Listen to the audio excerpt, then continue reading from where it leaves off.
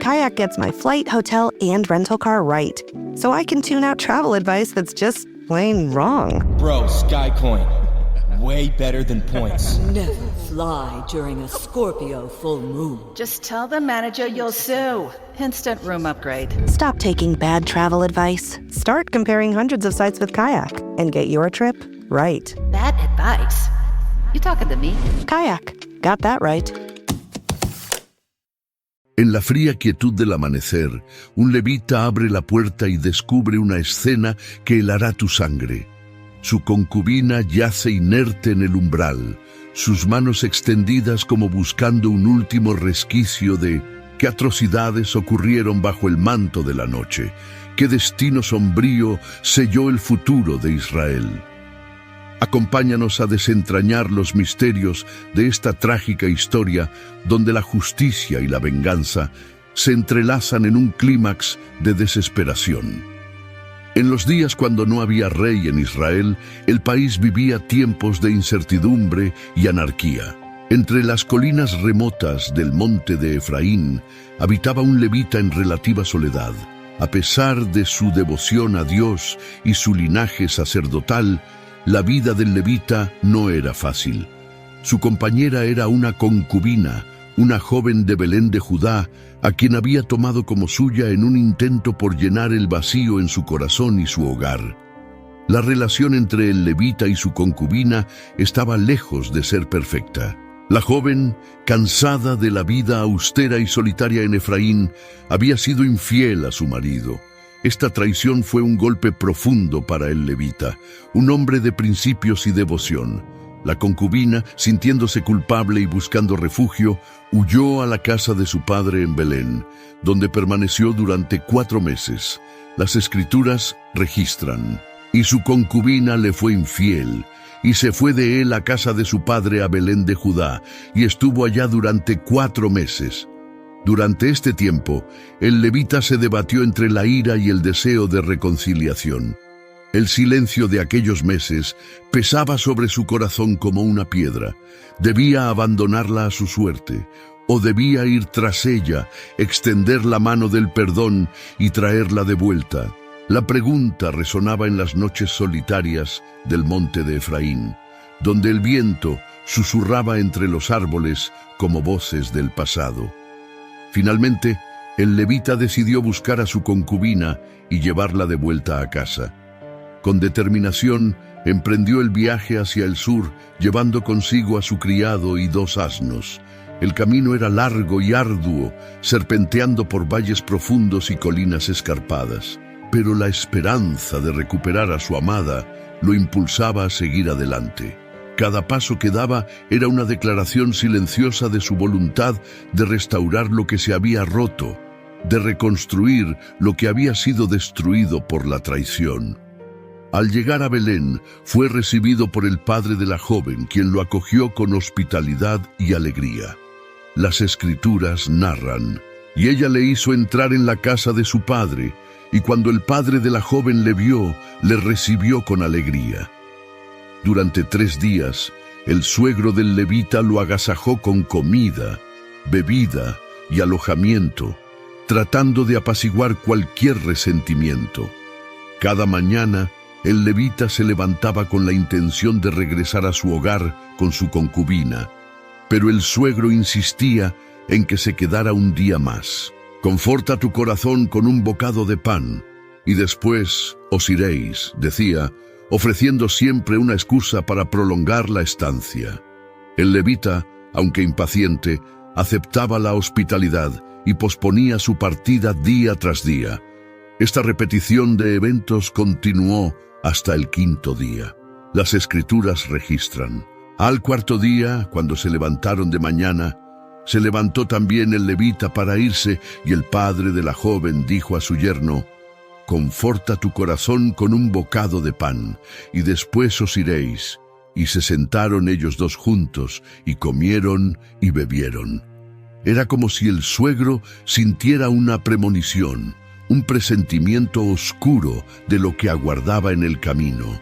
Cada comida compartida era un intento desesperado de detener el tiempo.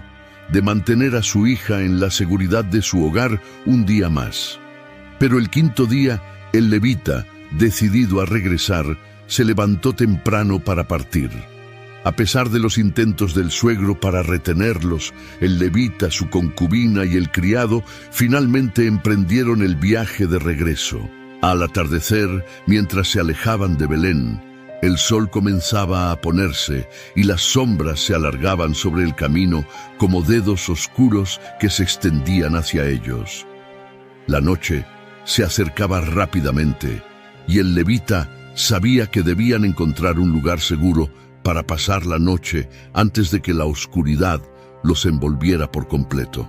El sol comenzaba a declinar cuando el levita, su concubina y su criado se acercaban a Jebús, la ciudad que más tarde sería conocida como Jerusalén.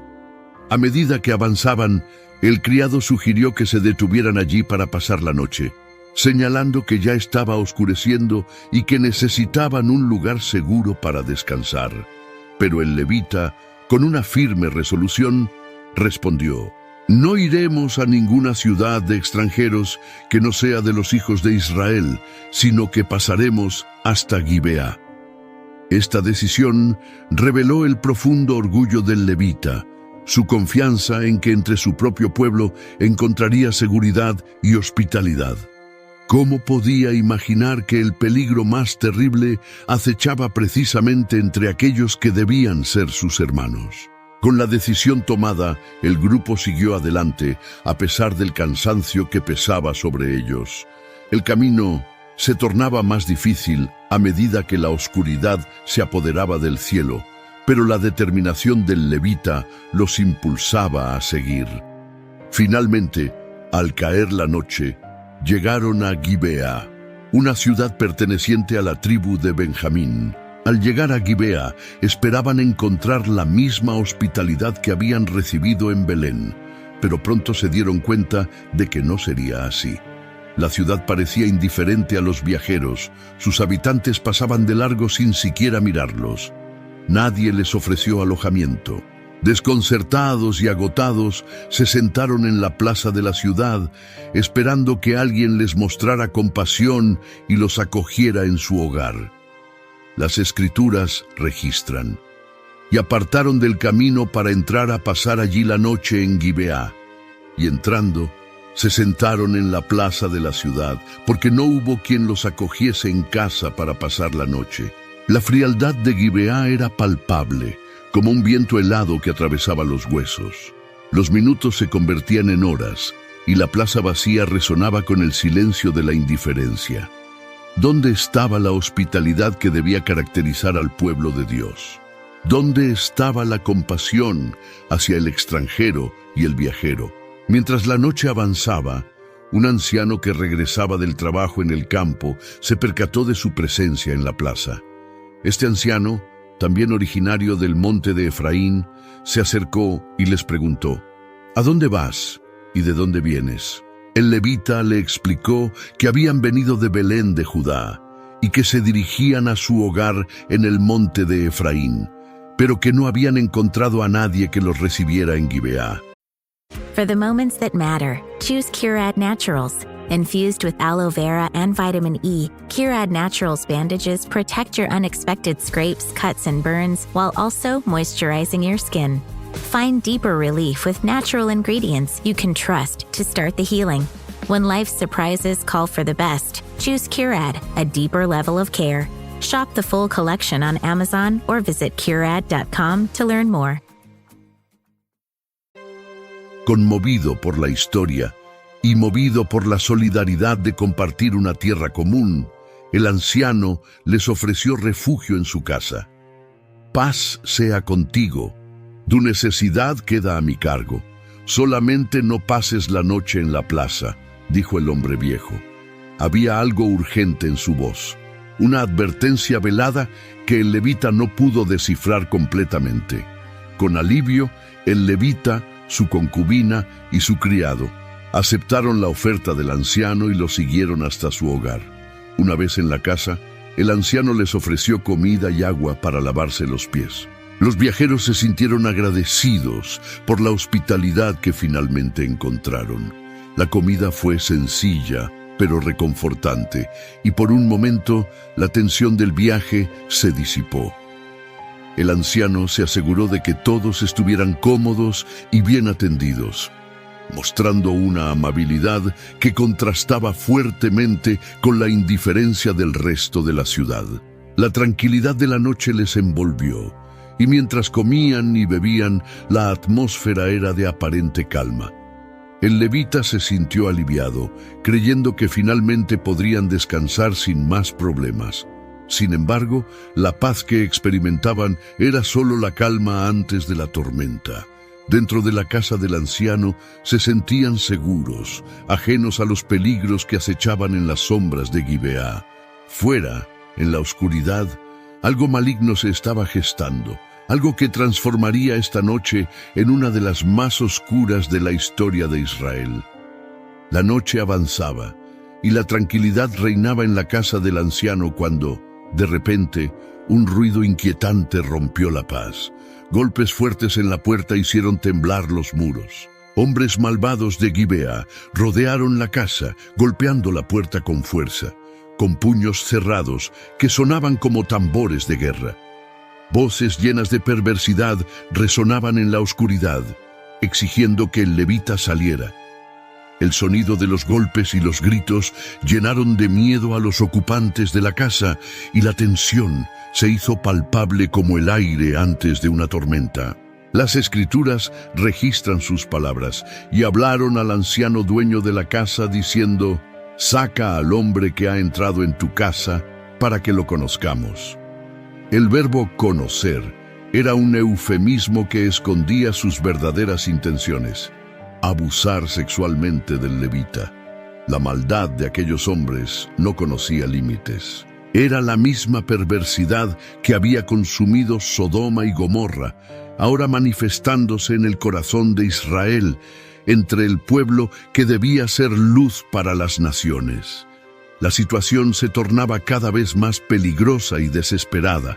El levita y su concubina se miraban con terror, comprendiendo la gravedad de la situación. Los golpes continuaban, cada vez más fuertes, más insistentes. Las voces se volvían más amenazantes, más exigentes. El anciano, horrorizado por la demanda de los hombres de Gibeá, salió a la puerta intentando razonar con ellos. «No, hermanos míos, no cometáis este mal», les rogó con desesperación, su voz temblando. Entonces, el anciano hizo una oferta que revela la oscuridad de aquellos tiempos. «Ya que este hombre ha entrado en mi casa, no hagáis esta maldad. He aquí mi hija virgen y la concubina de él. Yo os las sacaré ahora. Humilladlas y haced con ellas como os parezca, y no hagáis a este hombre cosa tan infame». La oferta del anciano, aunque impactante y desesperada, mostraba el grado de desesperación y el intento de proteger a su huésped a cualquier costo. En aquella cultura, la ley de la hospitalidad era sagrada, incluso por encima del bienestar de las mujeres. Sin embargo, los hombres de Gibeá no quisieron escuchar. Su sed de maldad no podía ser saciada con razonamientos ni con ofertas. La situación se volvió aún más tensa y el anciano y el levita se vieron forzados a tomar una decisión terrible para intentar salvar sus vidas. En un acto de cobardía y desesperación, el levita tomó a su concubina y la llevó afuera, entregándola a aquellos hombres perversos. Los hombres de Gibeá se abalanzaron sobre ella, llevándola lejos de la seguridad de la casa. Lo que siguió fue una noche de horror indescriptible. Los hombres abusaron de la concubina durante toda la noche, infligiendo un sufrimiento inimaginable hasta el amanecer. Las Escrituras registran con terrible claridad, mas aquellos hombres no le quisieron oír, por lo que, tomando aquel hombre a su concubina, la sacó fuera. Y ellos la conocieron y abusaron de ella toda la noche hasta la mañana, y la dejaron cuando apuntaba el alba. Mientras esto ocurría, el levita permaneció dentro de la casa. ¿Qué pasaba por su mente durante aquellas horas interminables? Escuchaba los gritos de su concubina, Sentía remordimiento por haberla entregado. Las escrituras guardan silencio sobre sus pensamientos, pero ese silencio es ensordecedor. La noche se extendió como una eternidad de sufrimiento, y cuando la primera luz del día comenzó a asomar en el horizonte, los hombres de Gibeá finalmente dejaron ir a la concubina. Malherida y desgastada por el abuso, la mujer apenas tuvo fuerzas para regresar a la casa del anciano. Tambaleándose, se arrastró hasta la puerta y colapsó con las manos en el umbral, exhausta y al borde de la muerte. Las escrituras narran: y cuando venía la mañana vino la mujer y cayó delante de la puerta de la casa de aquel hombre donde su señor estaba, hasta que fue de día.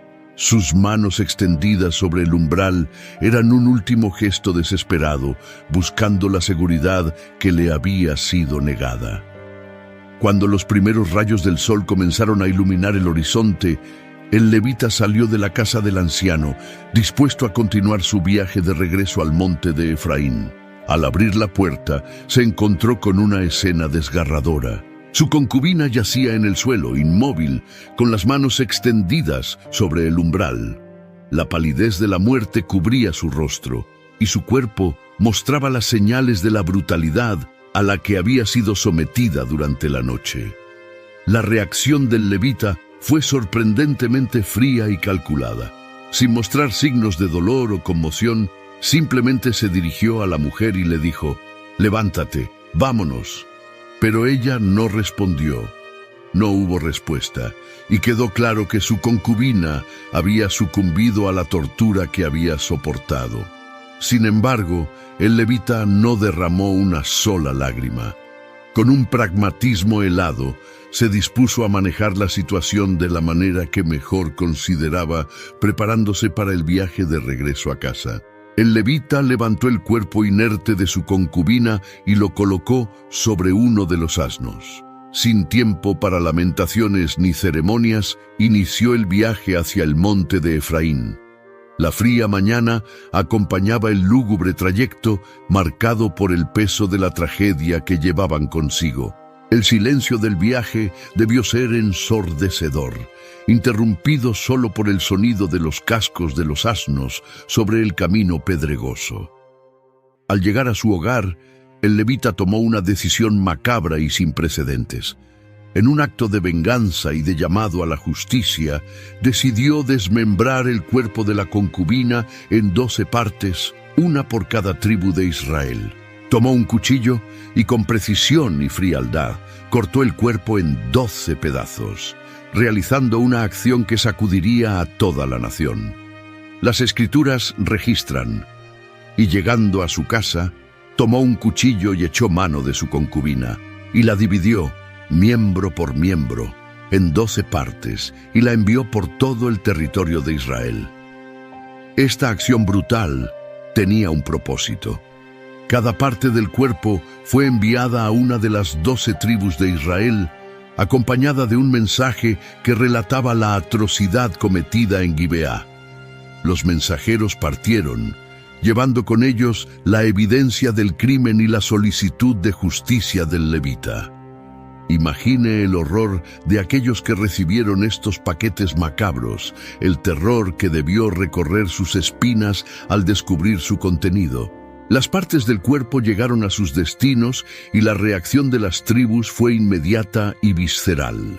La conmoción y el horror se extendieron por todo Israel. Al recibir los restos de la concubina, los líderes y el pueblo entero quedaron atónitos ante la brutalidad de lo ocurrido. Nunca antes habían visto ni oído de un crimen tan atroz en toda su historia. Los mensajes del levita despertaron sentimientos de indignación y un clamor por justicia. La nación estaba consternada y los líderes de las tribus se reunieron para discutir los pasos a seguir. Las escrituras registran la reacción del pueblo.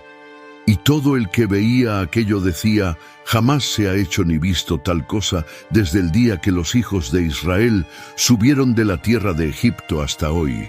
Considerad esto, tomad consejo y hablad. Starting a business can seem like a daunting task, unless you have a partner like Shopify. They have the tools you need to start and grow your business. From designing a website to marketing to selling and beyond, Shopify can help with everything you need. There's a reason millions of companies like Mattel, Heinz, and Allbirds continue to trust and use them. With Shopify on your side, turn your big business idea into... Sign up for your $1 per month trial at shopify.com/special offer. El llamado del levita había sido claro. La maldad cometida en Gibeá no podía quedar impune. Las tribus de Israel comprendieron que se enfrentaban a una crisis que no solo requería una respuesta inmediata, sino también una reflexión profunda sobre la justicia y la moralidad en tiempos de anarquía. El acto desesperado del levita había logrado unir a Israel en un propósito común y la marcha hacia la justicia había comenzado. Pero esta búsqueda de justicia estaba a punto de desencadenar una guerra civil que casi destruiría una de las tribus de Israel. La noticia de la atrocidad cometida en Gibeá se esparció rápidamente por todo Israel como fuego en hierba seca.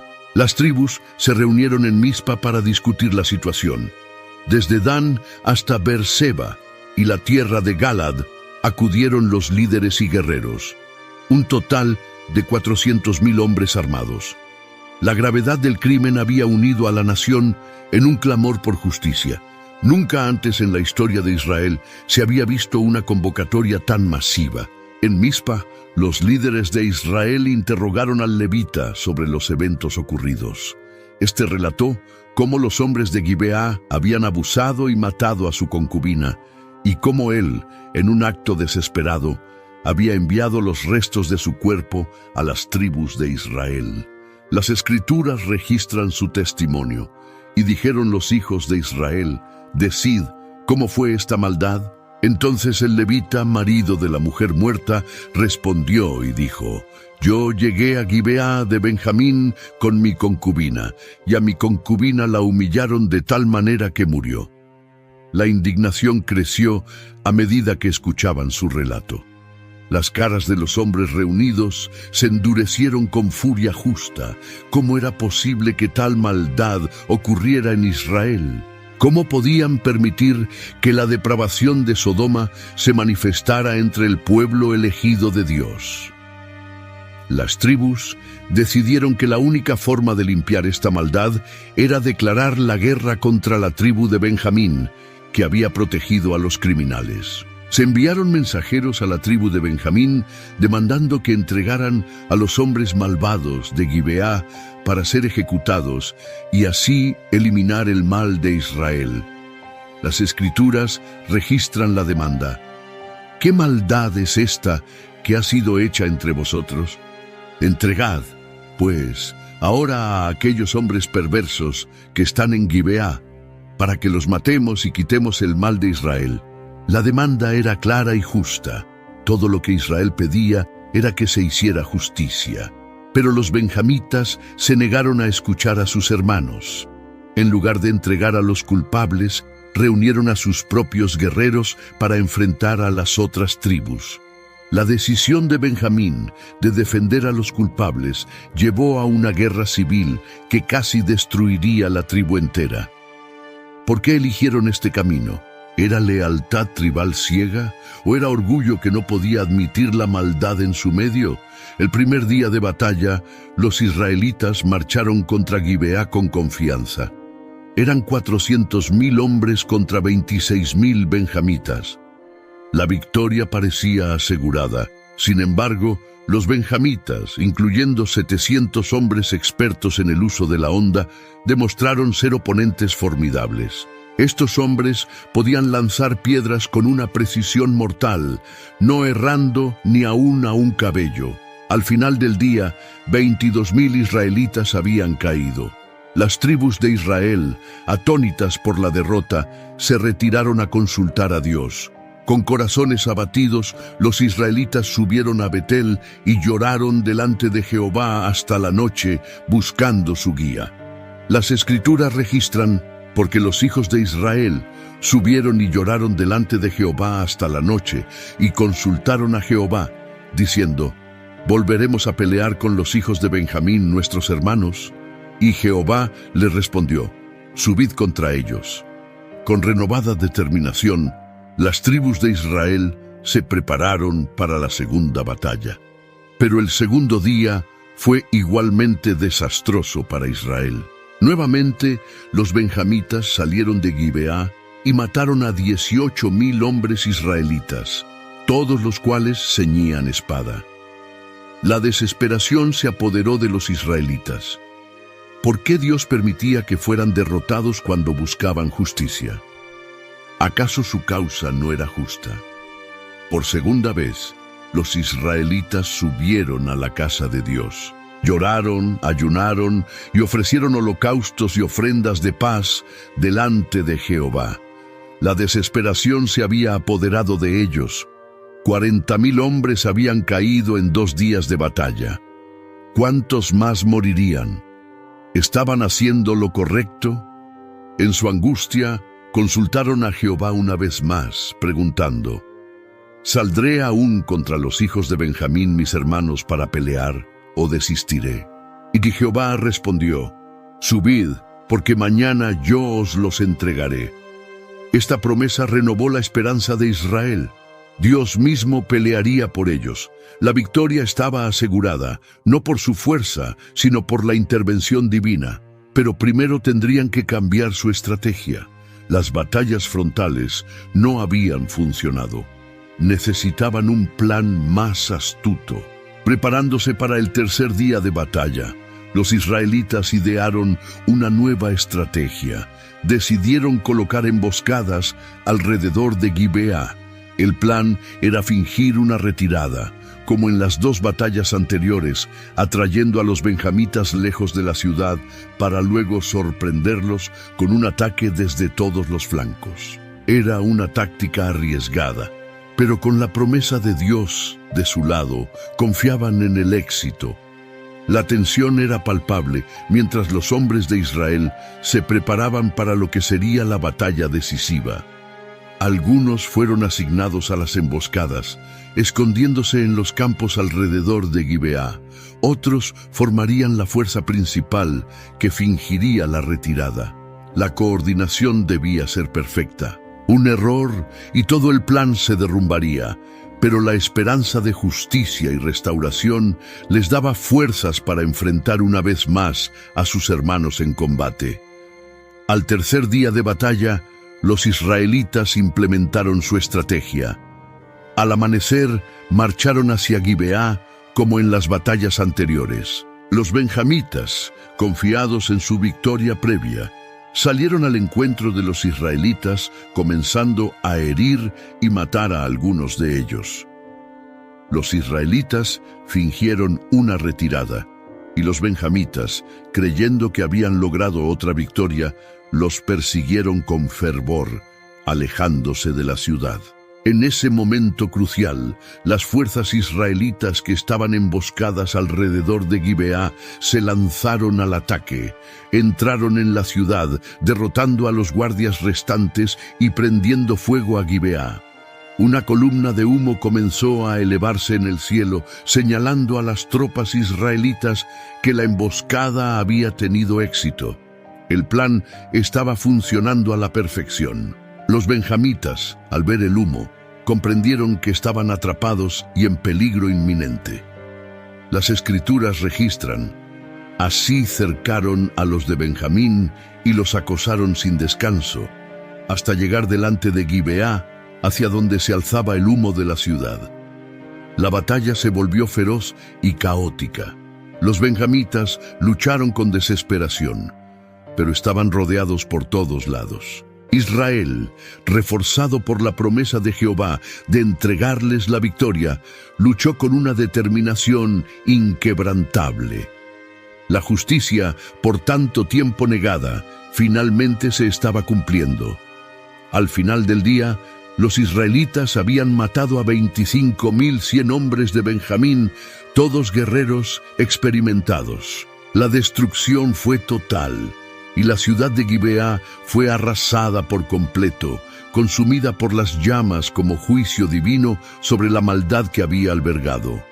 Los sobrevivientes benjamitas huyeron en desbandada, tratando desesperadamente de escapar del furor de sus hermanos. Solo 600 hombres de Benjamín lograron sobrevivir, refugiándose en la peña de Rimón, donde permanecieron durante 4 meses.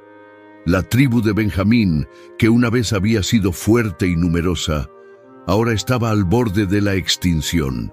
Sus ciudades habían sido quemadas, sus mujeres y niños muertos, sus guerreros caídos. Las tribus de Israel, después de su victoria, comenzaron a reflexionar sobre la casi extinción de una de sus propias tribus. La ira de la batalla comenzó a enfriarse, y en su lugar surgió algo inesperado: compasión y remordimiento. Habían jurado en Mizpa no dar sus hijas en matrimonio a los benjamitas, pero ahora se enfrentaban a la realidad de que una tribu de Israel podría desaparecer por completo. Las Escrituras registran su lamento, y los hijos de Israel se lamentaron por Benjamín su hermano y dijeron: una tribu es cortada de Israel hoy. ¿Qué haremos en cuanto a mujeres para los que han quedado? Porque hemos jurado por Jehová que no les hemos de dar nuestras hijas por mujeres. El juramento había sido hecho en el calor de la ira, pero ahora pesaba sobre ellos como una maldición. Israel se encontraba en un dilema terrible. Por un lado, habían ejecutado justicia contra la maldad de Gibeá. Por otro lado, en su celo por la justicia, casi habían destruido una tribu entera de Israel. ¿Cómo podrían permitir que Benjamín desapareciera? Las 12 tribus eran sagradas, establecidas por Dios mismo. Perder una sería como perder parte de la identidad de Israel. Buscando una solución, los israelitas recordaron que ninguno de los habitantes de Jabes de Galaad había acudido a la convocatoria en Mizpa. Esto era una violación grave, ya que toda la nación había sido llamada a reunirse. Enviaron 12,000 hombres valientes a Jabes de Galaad, con la orden de matar a todos los hombres y mujeres que hubieran conocido varón, pero de salvar a las doncellas vírgenes. La expedición tuvo éxito. Encontraron 400 jóvenes vírgenes y las llevaron al campamento en Silo. Estas mujeres fueron dadas a los sobrevivientes de Benjamín como esposas, permitiendo que la tribu comenzara a reconstruirse. Pero aún faltaban 200 más para que todos los benjamitas tuvieran pareja. El problema persistía, y los ancianos de Israel tendrían que idear otra solución desesperada. Para solucionar esta carencia, los ancianos de Israel idearon otra medida. Cada año en Silo se celebraba una fiesta solemne a Jehová. Durante esta festividad, las jóvenes salían a bailar en los viñedos, celebrando con danzas y cánticos. Se instruyó a los benjamitas que se escondieran en los viñedos, y cuando las jóvenes salieran a bailar, cada uno de ellos secuestrara a una como esposa. Si los padres o hermanos de las jóvenes se quejaban, las tribus de Israel les dirían que permitieran esto, ya que no podían darles sus hijas debido al juramento, pero tampoco querían ver desaparecer a la tribu de Benjamín.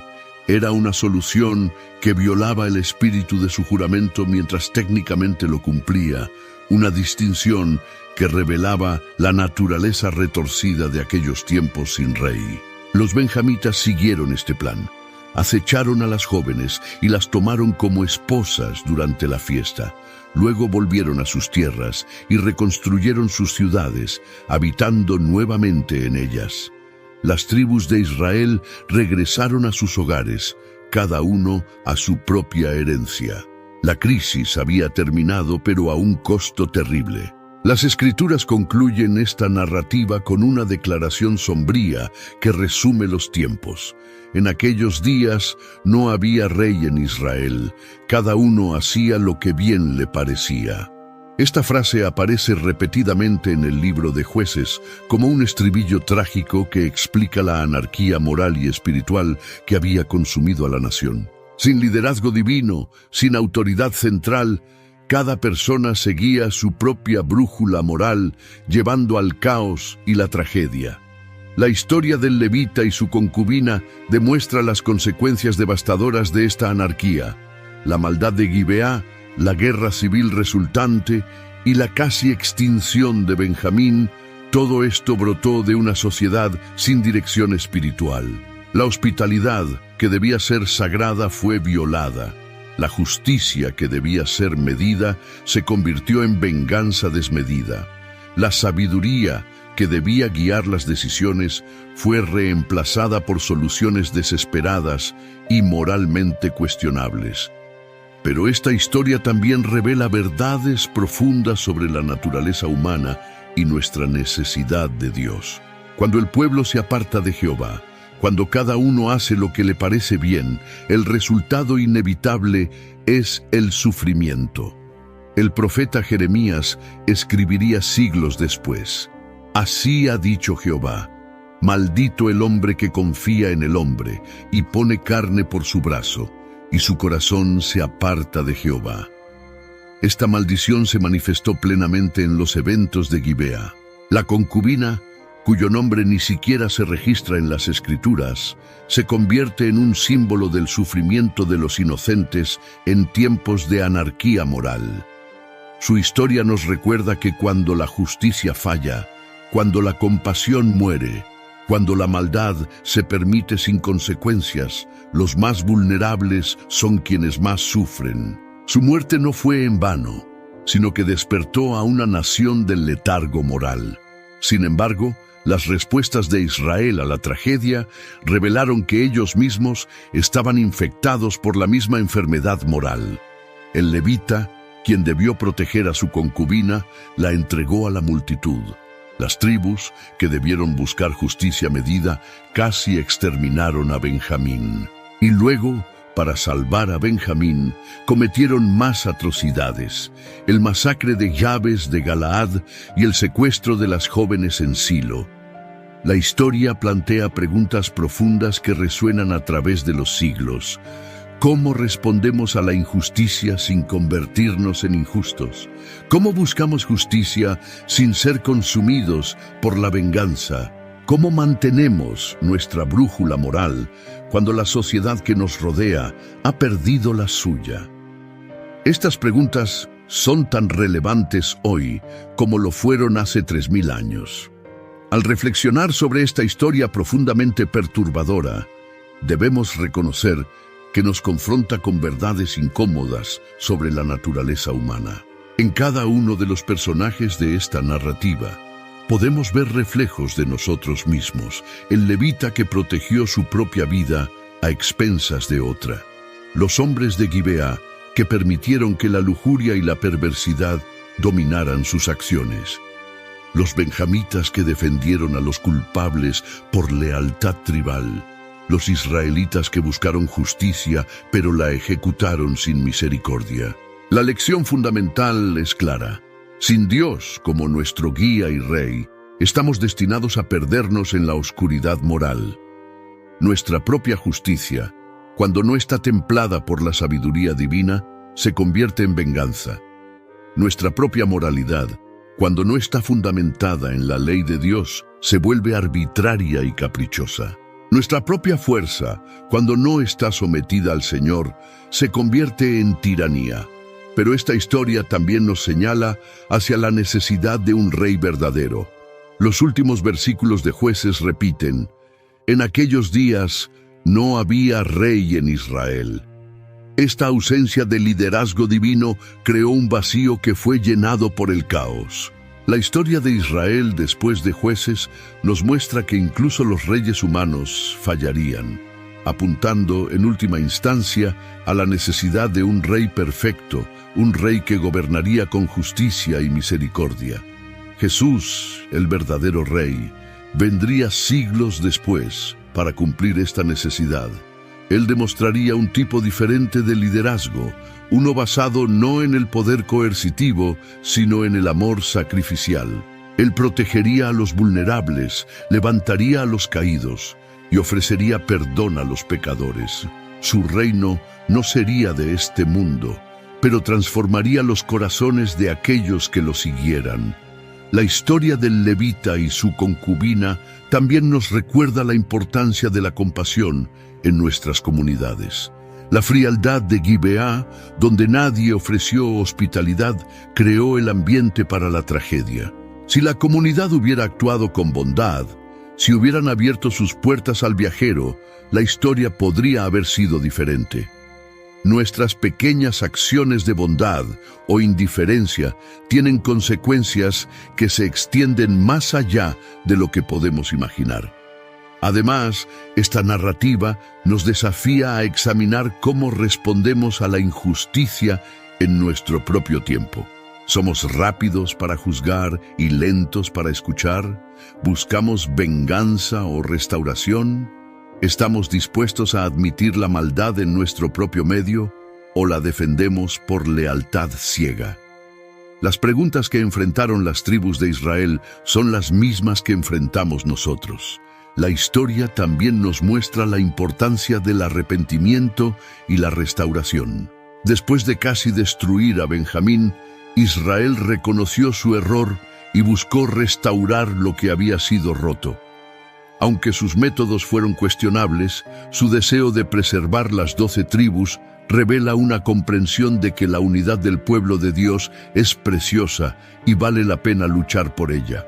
En esta sombría historia encontramos un espejo que refleja no solo la condición de Israel en aquellos días oscuros, sino también la condición del corazón humano en todas las épocas. Cuando alejamos nuestra mirada de Dios, cuando confiamos en nuestra propia justicia, cuando permitimos que nuestros impulsos gobiernen nuestras acciones, el resultado es inevitable: sufrimiento, caos y muerte. La pregunta que resuena a través de los siglos es: ¿aprenderemos de estas lecciones? La profundidad del mal demostrado en Gibeá nos recuerda que el pecado no es simplemente un concepto abstracto, sino una realidad tangible que destruye vidas.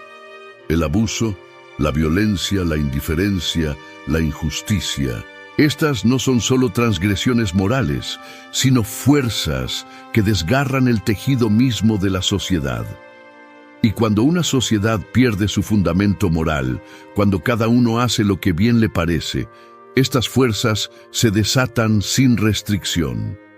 Pero incluso en la historia más oscura, hay destellos de luz. El anciano de Efraín, que ofreció hospitalidad, nos muestra que incluso en tiempos de gran maldad, todavía existen personas que se aferran a los principios de bondad. Su acción, aunque no pudo prevenir la tragedia, demuestra que la luz puede brillar en la oscuridad. Cada uno de nosotros enfrenta la elección de ser luz u oscuridad en nuestro propio contexto. La unidad de Israel al responder a la atrocidad también nos enseña algo importante. Aunque su respuesta fue imperfecta y excesiva, su disposición a reunirse, a confrontar el mal y a buscar justicia muestra que cuando el pueblo de Dios se une con un propósito justo, puede tener un impacto poderoso. El desafío es mantener ese propósito justo sin ser corrompidos por los mismos males que buscamos erradicar.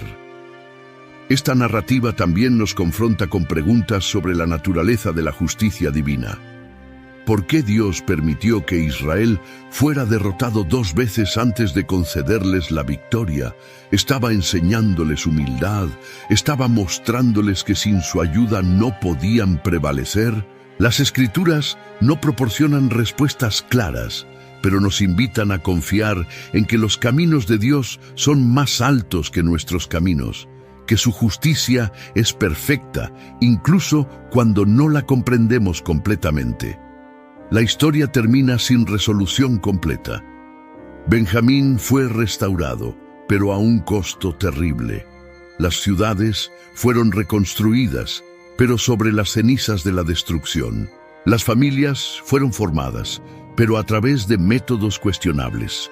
Esta falta de un final feliz y ordenado es típica de Jueces y refleja la realidad de un mundo caído donde las consecuencias del pecado persisten incluso después de que se busca la justicia.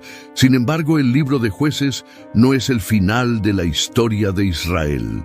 Después vendrían los reyes, y aunque muchos fallarían, prepararían el camino para el rey perfecto.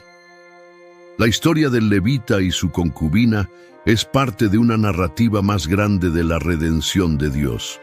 Una narrativa que culmina en Cristo, quien sufrió la injusticia máxima para traer la justicia definitiva.